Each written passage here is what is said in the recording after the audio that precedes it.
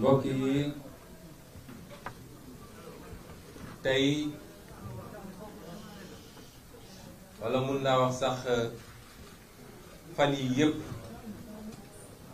suñu xol neexul suñuy nelaw néew na suñu xalaat bëri na te dara warul ko nag loolu tiis gi nga xam ne am na ci réew mi muy ay bakkan yoo xam ne rot na fi kon dama doon ñaan balaa ñuy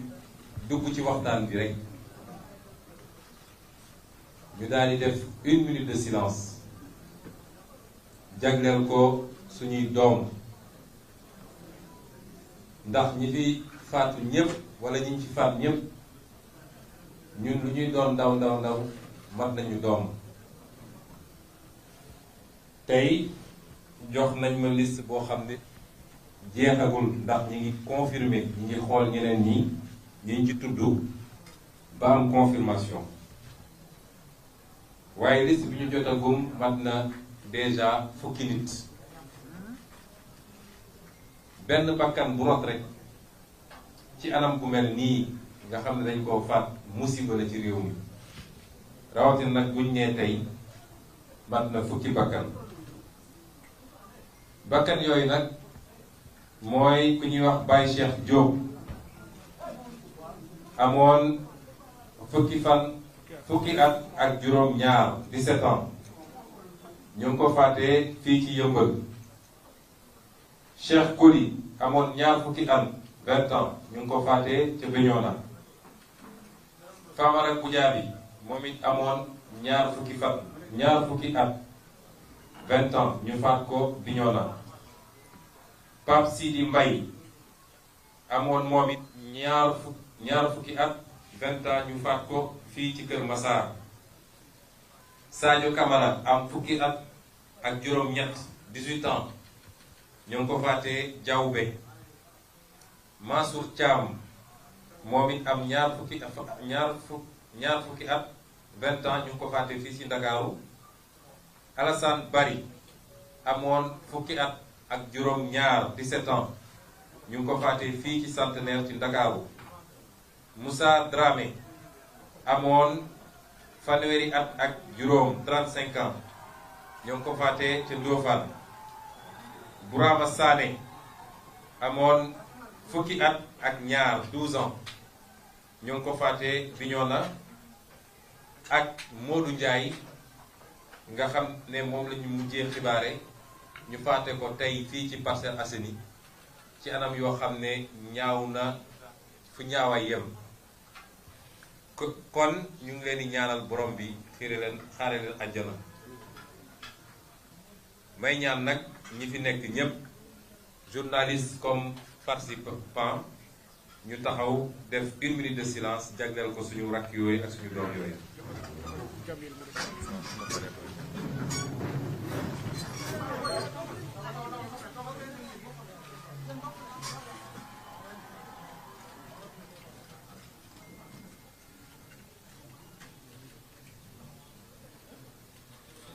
jërëjëf maa ngi jox suñu sëriñ sëñ Mansour Sy Djamil mu jagleel leen ay ñaan yoo xam ne xaasatan la yokk barke rek comme yàlla def mu teew fii di suñu sëriñ ñu jox ko micro bi rek mu defal leen ñaan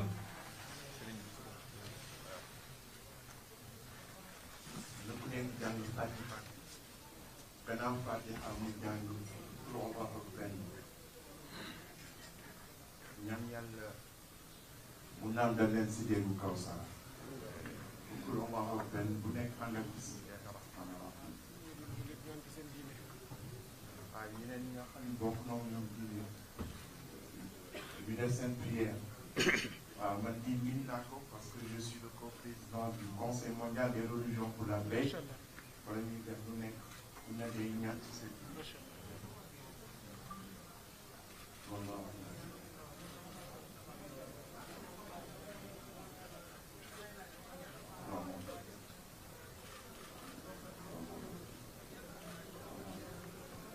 اللهم يا رب يا من يسر ولا ناصر عليه من يسر علينا يا عازم سبحانك نزع يا عازم ذاتك عن المثال والشريك والنزيل والصحابة والولد والحق أبدا وصمد في حياتك الأبدية انبسط بالحياة من حياتك فأنت باقي فلقد كما لك الرقاء ولعبادك اللهم ملطف بلطفك الحفي الذي إذا لطف به لعبد كثير واسترهم بسترك الجميل الذي سطف به نفسك حتى لا عين تراك ولا يد تصل إليك في مماته لا يعرف اللهم صل على سيدنا محمد وعلى آله جميع الأحوال ولا تجد جميع الخيرات من جميع السيئات يا أن تجعل لك وليكم أبيع في الحياة وبعد الموت آمين آمين آمين jërëjëf kon dinañu essayer tënk waxtaan bi ci lu dul gudd trop gannaaw bi ñu delloo nuyu sénégalais yi seetaan yépp di nuyu ak di gërëm kilifa réew mi kilifa diine yi kilifa aada yi di rafetlu seen taxawaay ci réew mi ndax wax naa ko ci sama intervention yu jiitu bir na ma man ni ñoom lañ ca waroon def nañ ko ca bañ ko waree def te aajowul ñu koy jéebaane wala ñu koy wax ci kaw dafa fekk nag kilifa diine moom orma rek lañ ko warlul am na loo xam ne bu naree xotti orma suñu waxee ci suuf yem ca waaye ku bañ a dégg ba mbir mi tàng sa loxo yi di nga dellu si ñoom woowaat leen kon ñu leen di gërëm ci taxawaay bi di gërëm kilifa aada yi bu baax tamit di gërëm ñi fi teew ñépp ñii fi nekk ñépp amul kenn koo xam ne politique wala parparloo moo la fi andi amul kenn koo xam ne li nga daj ci fan yii parparloo moo tax waaye ñi fi teew ñépp leen tax a jóg ba tax ñu daj ci lu ma ci dajul man mooy Sénégal yitte gi ñu am ci Sénégal patriotisme ak am certitude ni dañu war a taxaw ngir réew mi dañu war a taxaw ngir ëllëg dañu war a taxaw ngir suñu doom ak suñuy sët kon ñoom ñépp dama leen di gërëm man personnellement waaye dama leen di gërëm ci turu peuple sénégalais ndax peuple sénégalais la ñu taxawal lañu Ousmane Sonko ñi fi jóg ñépp nag sonn ci bu doon jëm Ousmane Sonko rek peut-être 10% yi dinañ génn wala 15% yi bu kenn naagu ba foog mi yow yaa tax sénégalais yi génn déedéet li tax lii am mooy yéeg-yéeg bu kenn ku nekk am ni suñu réew suñu askan mi ngi traversé ay moments yoo xam ne bu ñu seetaanee ba mu demee nenn ren defe naa dina rëcc définitivement kon maa ngi leen di gërëm ñoom ñépp ci turu peuple sénégalais bu loolu weesoo may sargal jigéen ñiit ndax gis nañ seen taxawaay ci xeex bi te tey dañ leen ko mandargale muy journée 8 mars jigéenu boor bu nekk nag du jigéenu Pastef kese jàpp nañ fay jigéenu Pastef gis nañu seen dëgër laay ak seen muñ ak seen xeex ba fi mujje waaye jigéen ñi taxaw jàpp ci xeex bi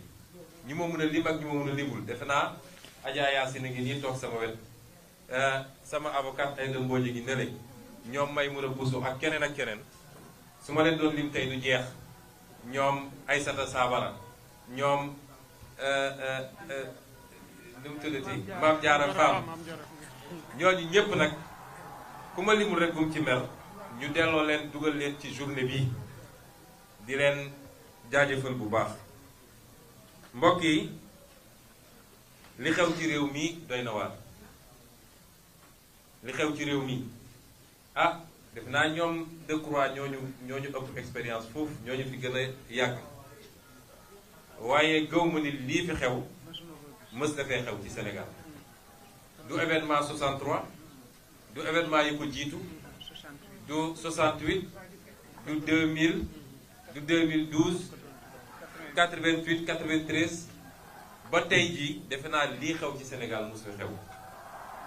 ba tey jii Sénégal mooy numéro 1 ci actualité mondiale journal boo ubbi Sénégal mooy numéro 1 ci actualité mondiale kon loolu du lu tuuti il faut que ñun Sénégalais ñu mun koo natt xam lii li mu doon ak lan la war a marqué ci suñu histoire réew parce que su dee mënuñu ci jël ay jàngat waaye gañe ci ay points ba lii dootul am ci réew mi bu boobaa defe naa dañoo sacrifice yi dootul jëriñ dara ñi seen bakkan rot ñi si gaañu te ñu bëri ñeneen ak ñeneen ak ñeneen defe naa dootul jëriñ dara kon bu ñu waxee loolu dañuy delloo njukkal ni ma ko defee ci ñi nga xam ne seen bakkan rot na ci te dinaa ci dellu si ma def ko ci ñi gaañu ndax ñi gaañu bëri na te am na ci ñoo xam ne gaañu yu xaw a garaaw la di ñaan yàlla rek mu bañ a weesu foofu di leen delloo njukkal ndax mbir mi ñoom ak du ñun di ci def nag di ci jagleel ngërëm bu particulier ñi nga xam ne mooy ndawu Sénégal yi la jeunesse sénégalaise di leen delloo njukkal bu particulier nous avons une jeunesse formidable yàgg nañu wax ndawu Sénégal yi nii ndawu Sénégal yi nële déedéet suñu jeunesse dañu am avance ci ñun li ma gëm mooy suñu jeunesse dañoo am avance ci ñun te taxawaay bi ñu taxaw wane na ko ndax ku dem di jàmmaarloog alkaati mu yor arme yor lu la mën a rey yor lu la mën a gaañ yow yoroo lu say loxo te defoo ko parce que da nga am dërëm booy xaar ndax am na ñu féete beneen fànn ñu leen di jox xaalis pour ñoom ñu dem rey faat ay bakkan yow defoo ko ngir dërëm boo xaar waaye xam nga ni sa avenir moom moo nekk en jeu kon ngàcce gàllaama jeunesse sénégalaise boobu te ñu leen di wax ni day door rek bis ni ki tey na ngeen xam ni réew mi seen réew la décision bi seen décision la ñun acteurs politiques yi si seen waaw la ñu war a doxee yéen la ñu war a déglu kon bu leen nangooti di seetaan ba mbir mi egg foo xam ne buñ ko waree récupérer sax li muy yàq di boo moytu dina ëpp liñ ci mën a jële te loolu naa ci dellu si bu si kanam yi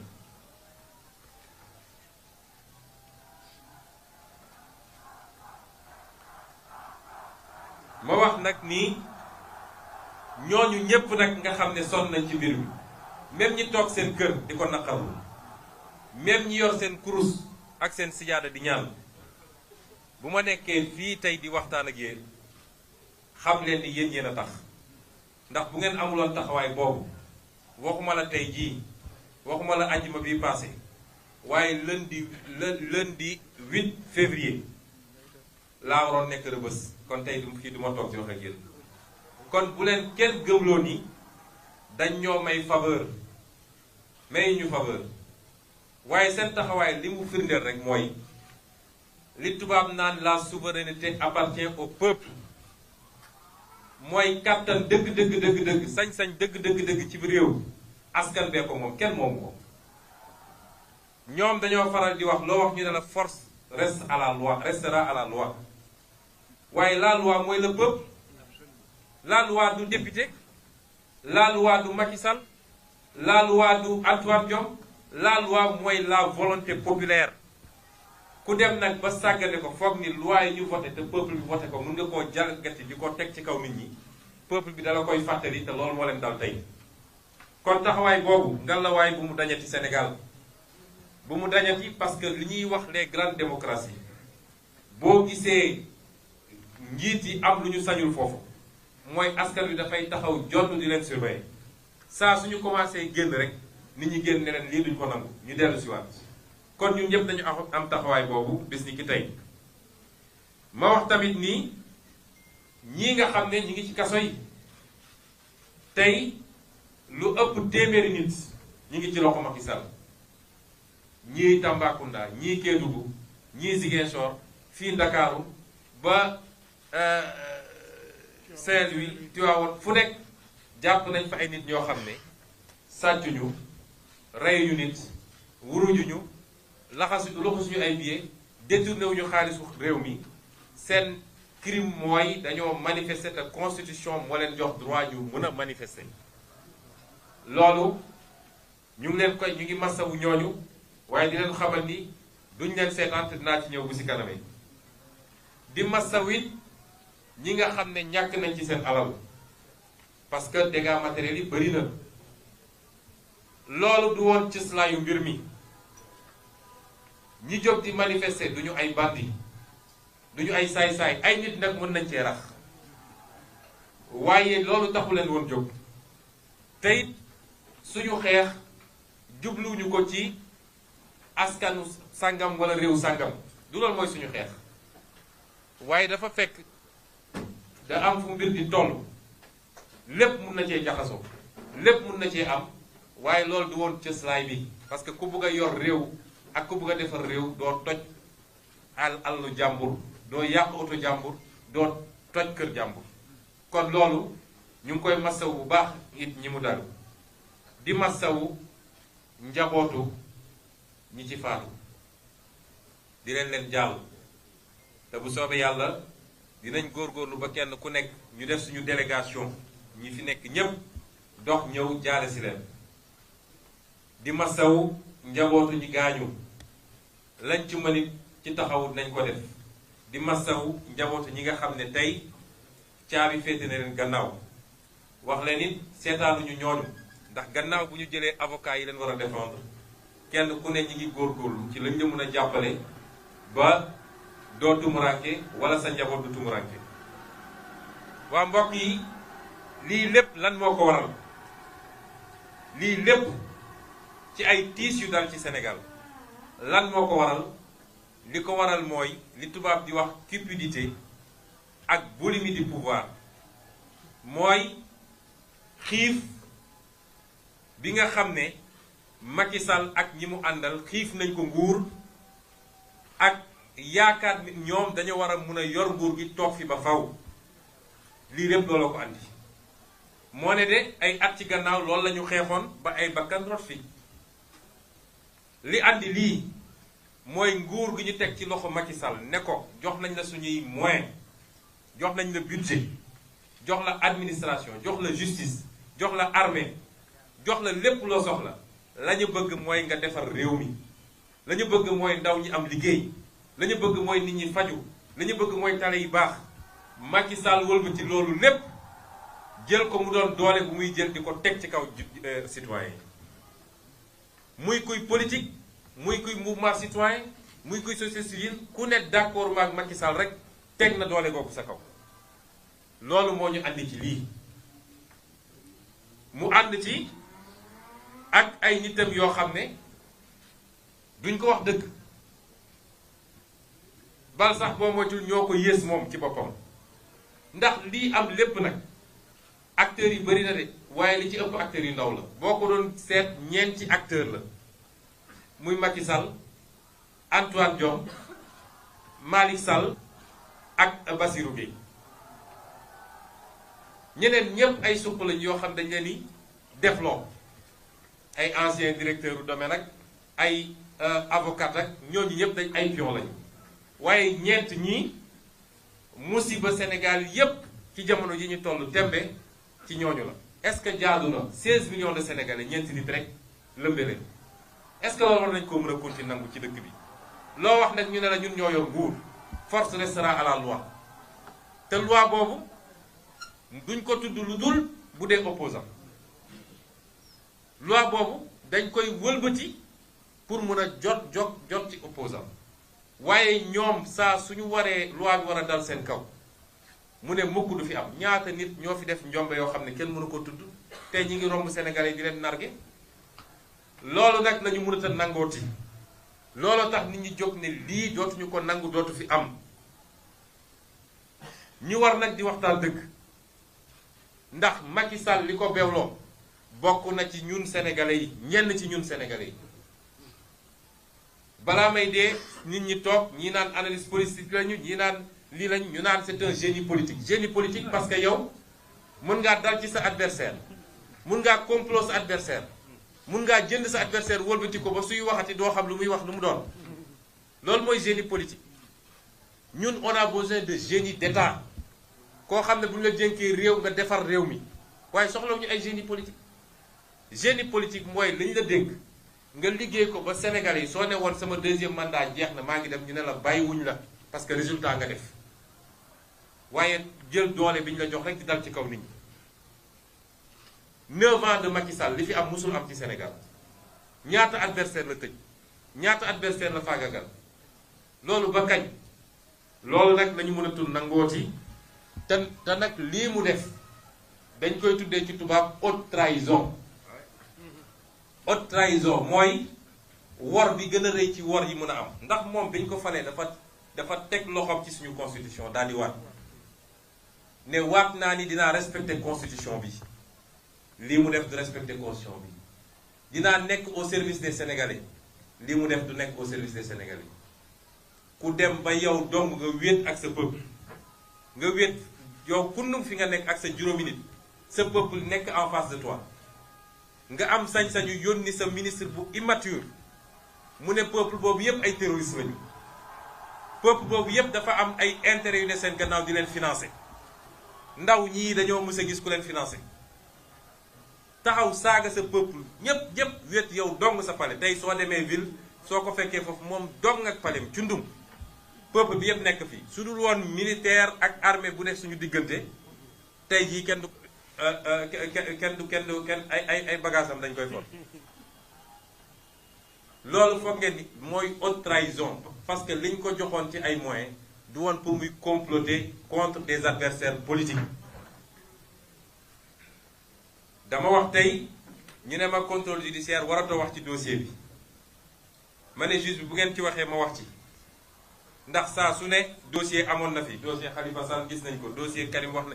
su ngeen dégloo nit à 8 heures à 9 heures yéen a koy jox seen benn journaliste mu ne les secrets de l'audition su ngeen ci waxee dinaa ci wax ndax man kenn du ma tënk waaye damay gaaral sénégalais yi wallaahi dama ko waat wallaahi lañ ma tuumal bu amoon du ma nangu benn sénégalais am xoosu waxuma laa bakkan di ci ron parce que bu boobaa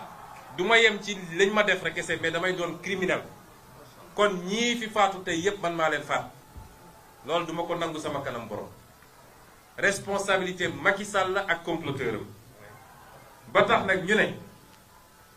ab président de la république am na loo xam ne du sa sañ-sañ amul président de la république boo xam ne war naa féewale peuple am di boole nit ñi ñu jàmmarloo di xuloo wala di xeex amul président de la république boo xam ne war naa gouverner ci li tubaab di wax haine ci soxor ci bañ nit parce que àndul ak yow rek nee na d'accord ak yow nga ne kii tey ma faagagal ko loolu du président de la république te ñun ñépp nag ñu war ko cee bañ a jàppale parce que discours de la haine léegi lay doog a am Sénégal tey de laay doog a léegi Sénégal ñu tudd ethnie nit waasoo nit ci politique wala ñu tudd gëm-gëmam ci politique loolu ñun ñëpp kenn waru koo d'accord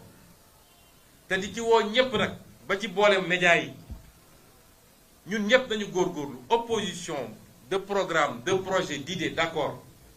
mais def ay programme semaine bu ne ay nit ñëw taxaw di saaga nit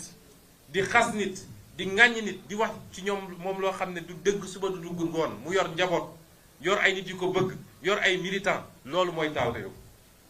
nañu delloo si suñu xel mbir mi sottante xalaat la opposition d'idée de programme la waaye du opposition personnelle kenn ku nekk deram rek la am waaye xëy suba ba ngoon jot di wax ci nit di wax ci nit di wax ci nit tam ko dëmm wax ci mbokkam wax ci waajuram loolu amu fi woon ci Senghor amu fi woon ci Abdou Diouf amu fi woon ci Abdoulaye Wade mi ngi fii doog a am te dafa war a dakk. Macky Sall moomul réew mi ñun ñëpp ñoo waroon jël suñu responsabilité te lii defe naa buñ ci génnee dina doon leçon pour ñun ñëpp parce que maa ngi seetaan programme yi je vois moins d'arrogance ñenn ñi sax ñëwetuñu dem plateau waaye suñu demee plateau dañuy wax ju sedd. Est-ce que waroon nañu toog ba egsi fii gouvernance de l'arrogance xëy suba ba ngoon jot di saaga nit ñi loolu ñun ñëpp war nañ cee jël ay jàngat. ku ñu dénk réew ñii nga xam ne ñooy say takk der nga xam ne kaaraange société bi moo leen tax a jóg warloo leen mettre ci benn situation bi parce que takk der yi ma gis ñoo gën a am lu leen naqari fi mu toll nii ndax xam nañu ki ñuy dóor seen rakk la. xam nañu ki ñuy gaañ seen rakk la koo ci wéetal xolam seddul ku ñu jox réew war ngaa moytu loolu war ngaa moytu banqaas yi nga xam ne ci nga toog nga mettre leen ci ay situation yoo xam ne ñoom seen bopp dootuñu bëgg dara ci liggéey bi. may rendre hommage nag gendarmerie nationale ci seen professionnalisme ci seen sens de la responsabilité ak seen hauteur. man dama ñeen mujj naw GIGN bés bu ñu may jàpp ba tey bi ñu may déposé fi ma dem noppalu ji seen loxo laa nekk. brigade de recherche nous avons une très grande gendarmerie ngallaawaay bu ñu caaxaane suñuy institution. Des professionnels dinañu respecter ordre mais sans zèle sans brutaliser kenn mësuma sax bëmëx kenn mësuma xoos kon ñooñu ku am lu mel noonu àdduna bi yépp ñeeñu ko nga la waay Macky Sall bul yàq suñu réew. gendarme boobu gaañu barki démb ci ñi ma yoroon la 12 GIGN yi ma yoroon la di professionnel bu mag a mag a mag un patriote, une fierté pour le Sénégal. ñeewante bi mu amoon ci ñi mu doon sànni grenade bi moo tax mu téyewaat ko hésitation boobu moo yàq loxoom tey kon yooyu nañ ciy bàyyi xel te gëm naa ni mu amee ci gendarmerie la amee ci yeneen corps.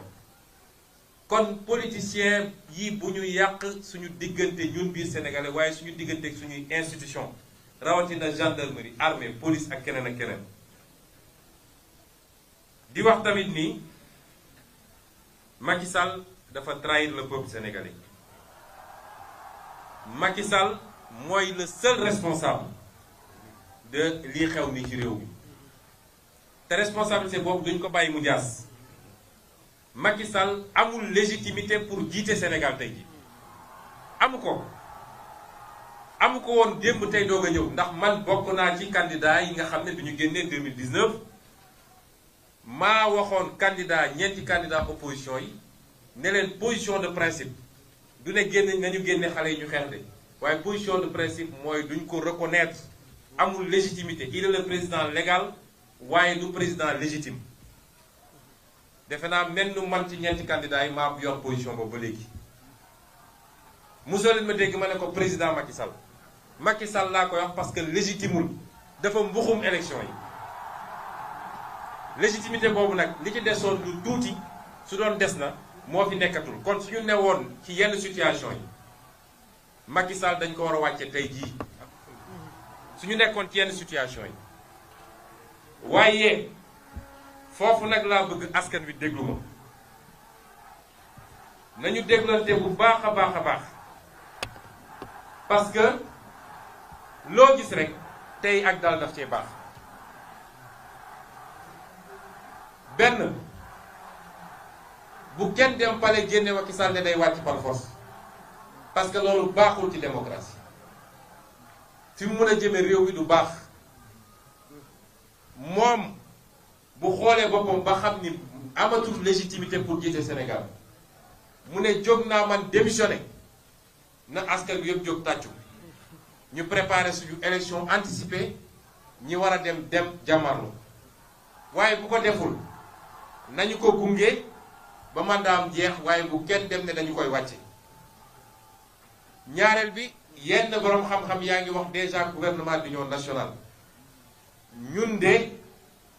sama bopp laa mën a waxal ak ñi ma àndal bokkuñu jegewuñu benn xeetu gouvernement bu Macky Sall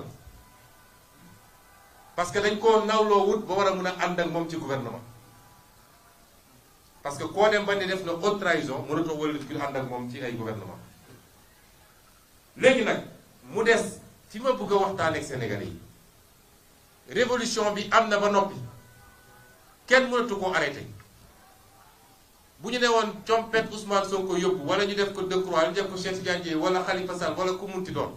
du tee lii ma gis nii ci ndaw ñi kenn mënatu koo arrêté la révolution est en marche te gën see gudd 2024 ñu mottali ko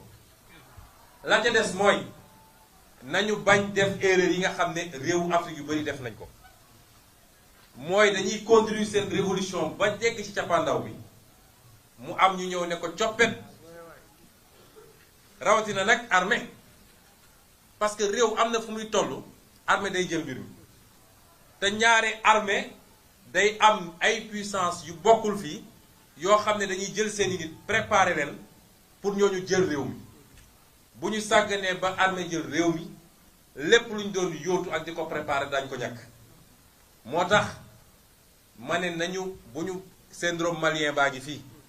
keroog bu ñu defee seen révolution bay waaj a yegg ñu ne armée génn na ñu topp ci char de combat yi di tàccu laa ne mbir mi jeex na ñàkk nañ ko noonu la amee feneen ak feneen ak feneen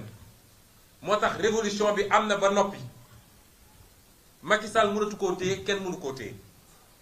kon nañ ko encadrer parce que stratégie dafa baax ci lu ne du lépp nag lañuy wax ci télé waaye suñu responsabilité ñun ñëpp askan bi mooy nañ ko encadrer ba yegg fi ñu bëgg a yem waaye nag teewul loolu tekkiwul nag ni dañoo firi Macky Sall rek di ko seetaan niñ koy encadrer mooy dañuy exiger imposer benn agenda à partir d'aujourd'hui parce que loolu la peuple bi bëgg te peuple bi mooy imposer le rapport de force kenn ci ñun mënul imposer rapport de force isolément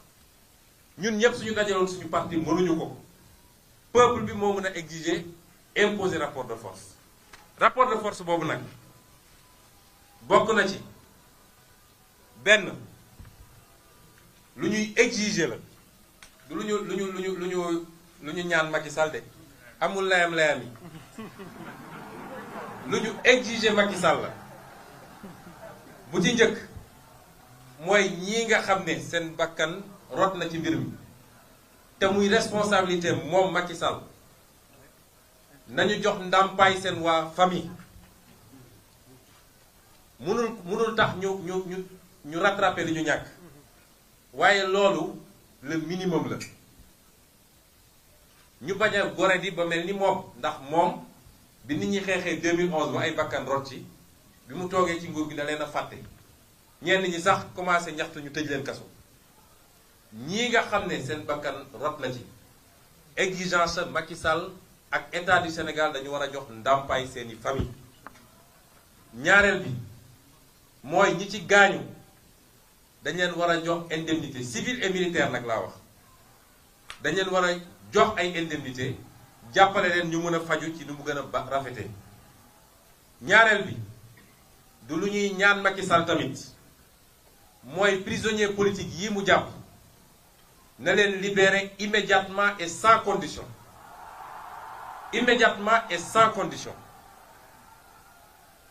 te nag premier point bi ma njëkk a wax gannaaw bu ñu nee réparation ñu ngi exiger ñu ubbi une enquête indépendante parce qu'il faut ñu xam kan moo tiré ak kan moo rey ay affaire Balla Gaye jaar na fi leneen ak leneen ba léegi kenn xamul lu xew ak kan la loolu tax nit ñi di am fit defaat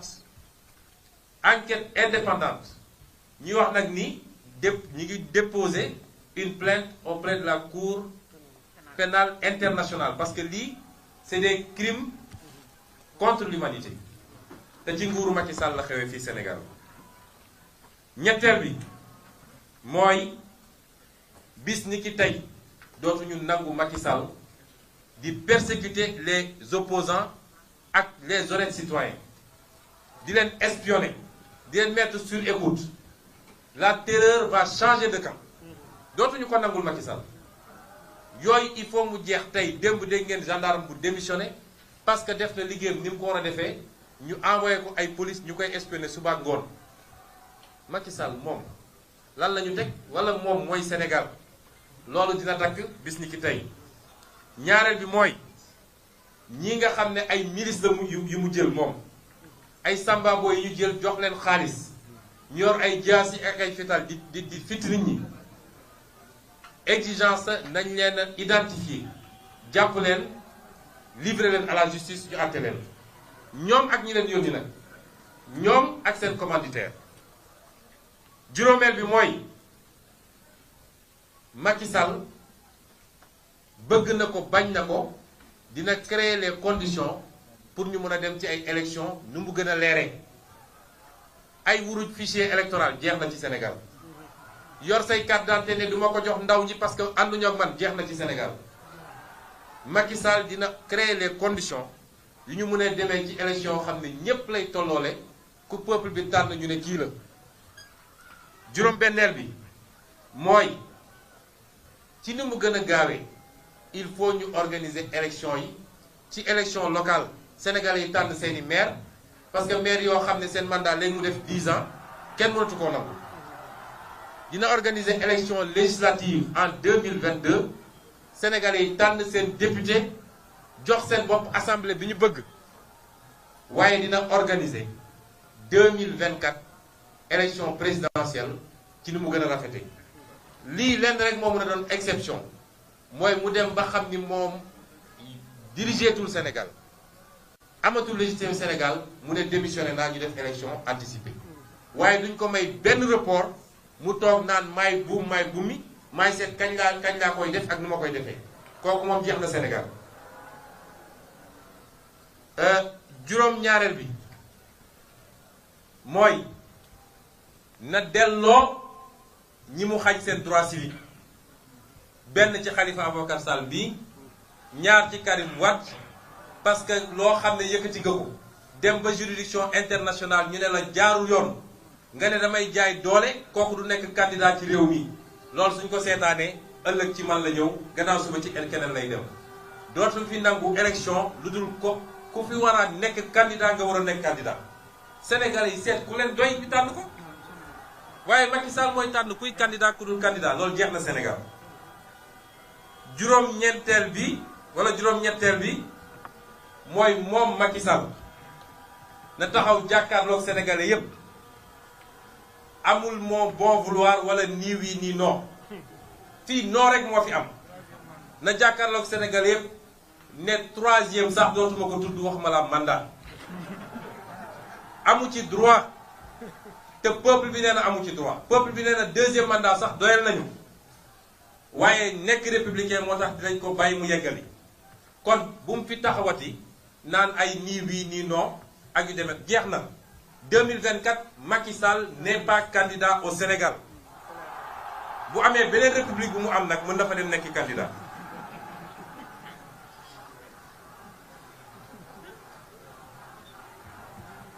lii lépp nag dafa am lu mu àndal dafa am lu mu ànd ak mooy li may ñaan le peuple particulièrement les jeunes bu mobilisation bi wàññeeku mukk nag tey la ñu war a gën a mobiliser wu chacun et chacune kenn ku ne ci ñun am na sañ-sañu jëfandikoo àqam bi nga xam ne constitution moo ko may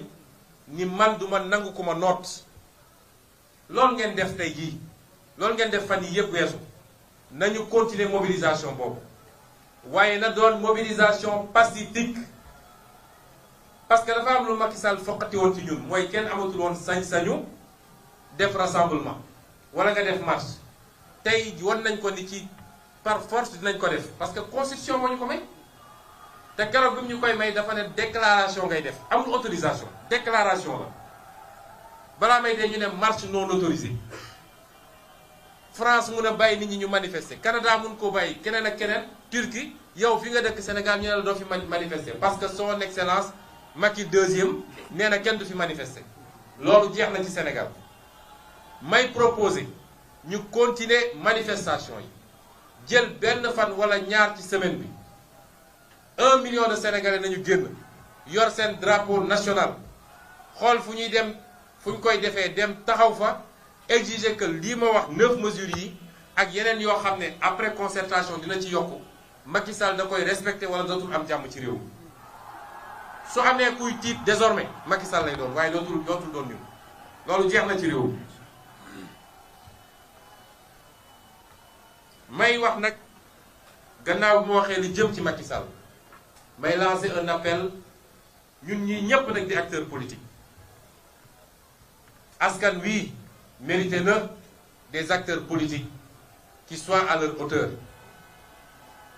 ñun ñépp amatuñu droit yenn yi nañu sargal askan wi nañu delloo politique sa noblesse nañu jël engagement ñun ñépp waat ko ni peuple bi rek moo ñu ñor kenn new fi di politique pour xaalis booy am ku bëgg ay milliards uti ko feneen waaye politique servir ton peuple la yaa ciy sonn dépenser si ñàkk ci ba dee waaye waroo ku foog ni ci milliards ci politique ngay amee milliards ndax nga sa bopp loolu dafa war a dakk Sénégal mën nañu am ay projets yu wuute mën nañu am gis-gis yu wuute waaye ñun ñëpp nañu bokk bëgg réew mi nañu bëgg réew mi jaay intérêt réew mi li Macky Sall def daf fi war a dakk suñu ressource naturelle nga jaay suñu marché public nga jaay lu la neex nga def loolu jeex na ci Sénégal kon dama bëgg ñu nit peuple bi waruñoo gën a gore man Ousmane Sonko je ne mérite pas ce peuple là je ne le mérite pas gisuma lan laa def ba peuple bi war a daj lii mu daj ci ñun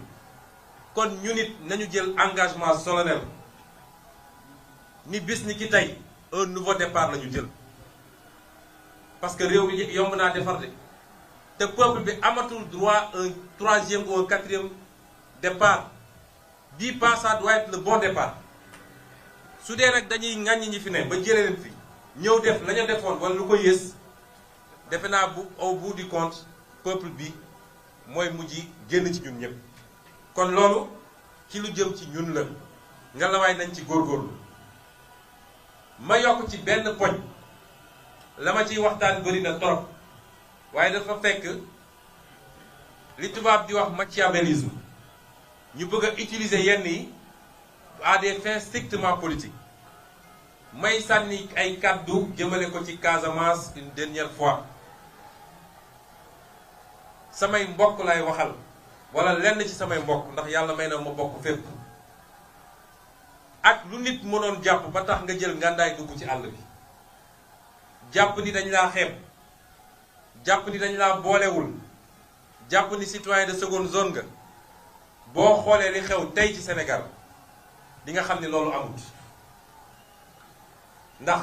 gannaaw bu ma doonee doomu Sénégal doomu Casamance la waaye ñii ñëpp jóg taxaw muy Touba muy Ndar muy Fuuta muy Bakel muy kenn seet Thiès ak feneen jóg taxaw seetuñu kii fu mu bokk dañu ne dëgg jot na nañu xeex dëgg kon li ma leen di ñaan mooy ci 6 mois yii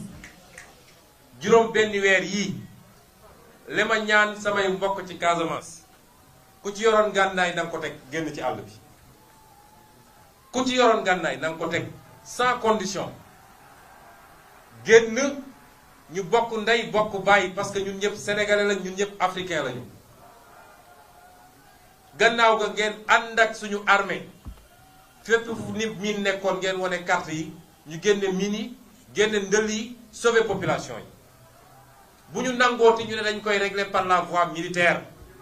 parce que kii tiire ak ki muy tiire ñoom ñëpp doomu Sénégal lañu ñun ñëpp benn lañu kon loolu muy appel boo xam ne maa ngi koy lancé parce que lu ma ñor a ñor la te boo seetee li xew Sénégal tey li nga xam ni Sénégal yëpp wane na ñun ñëpp benn bopp lañu kon lii lañu bëggoon sànni ci kàddu yu gàtt di wax tamit ni ci li jëm ci mbir mi nee nañu contrôle judiciaire la man nag acteur politique la sama indépendance politique kenn duma ko xañ loolu moom mayu ma ko kenn ñaareel bi ñun musuñoo daw justice combat de principe mooy li suñuy àq ak li yoon wax ni lii la nañ ko jaarale foofu ba tey jaarewuñ ko foofu te dinañ ko continuer xeex ndax suñuy avocat ñi ngi def recours yi waaye bëgg nañu ci ni mu gën a gaawee ñu dem ci procès ba ni mu gën a gaawee bu boobaa yooxu dina jib fuñ ko foogewuloon. may remercier it ci présence su daam yi parce que tudduma góor ñi waaye bés bi bésu jigéen ñi la madame la ministre Aminata Lo Dieng di ko remercier bu baax ci présence am ak ci taxawaayam ci combat bi ndax ci bi mbir mi commencé rek la daw si kër ga. Donc je vais récapituler plus brièvement en français. Je crois qu'on peut passer sur la minute de silence. Commencer par remercier tous nos guides religieux et coutumiers pour une fois le rôle de stabilisateur et de médiateur qu'ils ne cessent de jouer lorsque nous, hommes politiques, avions... Nous sommes dans un pays qui s'appelle le Sénégal avec ses spécificités. Et c'est une grande chance pour le pays. Féliciter, encourager et remercier toutes les femmes qui ont pris part à ce combat, puisqu'on est dans la journée du 8 mars. Et dire aux Sénégalais que j'ai le cœur lourd. Depuis quelques jours, mon sommeil se trouve très perturbé. Non pas par l'affaire en question, parce qu'elle me reste de marbre, mais parce qu'il y a eu trop de dégâts, trop de victimes